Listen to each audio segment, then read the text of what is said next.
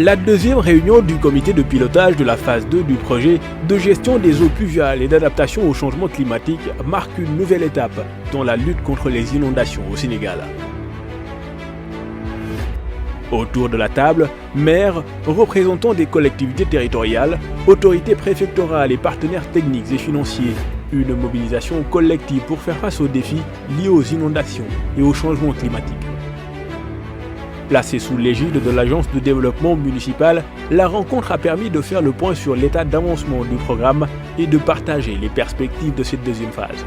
Par leur mobilisation, leur professionnalisme et leur sens des responsabilités, ces acteurs ont contribué à faire du projet un modèle d'intervention en matière de gestion des eaux pluviales, de lutte contre les inondations et de renforcement de la résilience urbaine face au changement climatique. La réunion a été présidée par le ministre de l'Hydraulique et de l'Assainissement. Ce projet constitue une réponse structurante aux difficultés que vivent les populations confrontées aux inondations depuis de nombreuses années. L'objectif du projet 2 est, au-delà de la promotion de l'équité territoriale, de renforcer la résilience face au changement climatique en réduisant les risques d'inondation dans les zones fortement exposées, notamment l'agglomération dakaroise, en particulier les zones de Pikine, Keur Massar, Tivaouane Peulh, Sangalkam et Bambilor, ainsi que certaines villes secondaires comme Mbour, Diourbel, entre autres. L'objectif est de promouvoir l'équité territoriale et de renforcer la résilience des territoires face au changement climatique en réduisant les risques d'inondation.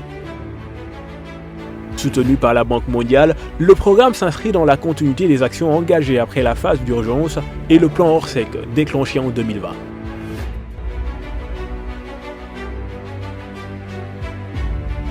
Déjà, plusieurs réalisations ont été enregistrées. 46 000 mètres linéaires de canaux de drainage aménagés dans les départements de Pikine, Keur Massar et Guédiawaye, ainsi que 30 km de voiries en pavé autobloquant. La mise en place de systèmes d'alerte précoce est également en cours. Au cours des échanges, les participants ont également exposé certaines préoccupations liées à la mise en œuvre du projet. Des questions auxquelles le directeur général de l'Agence de développement municipal a apporté des précisions. Je pense que la finalité des interventions dans le développement local, c'est d'optimiser l'impact sur les populations. Ça, on va y veiller que ça soit une recommandation du comité pour que le dialogue technique puisse se réunir régulièrement. Au terme de la rencontre, plusieurs recommandations ont été formulées pour renforcer l'efficacité du projet 2. Elles portent notamment sur l'entretien régulier des ouvrages, la mise en place d'un système d'alerte et de suivi technique des projets, ainsi que l'acquisition de motopompes de grande capacité pour faire face aux périodes critiques.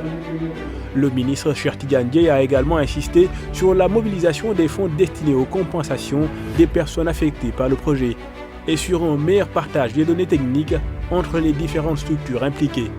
Enfin, le comité technique se réunira désormais au moins une fois tous les 3 mois afin d'assurer un suivi rigoureux de la mise en œuvre de ce projet dont l'échéance est fixée en 2029.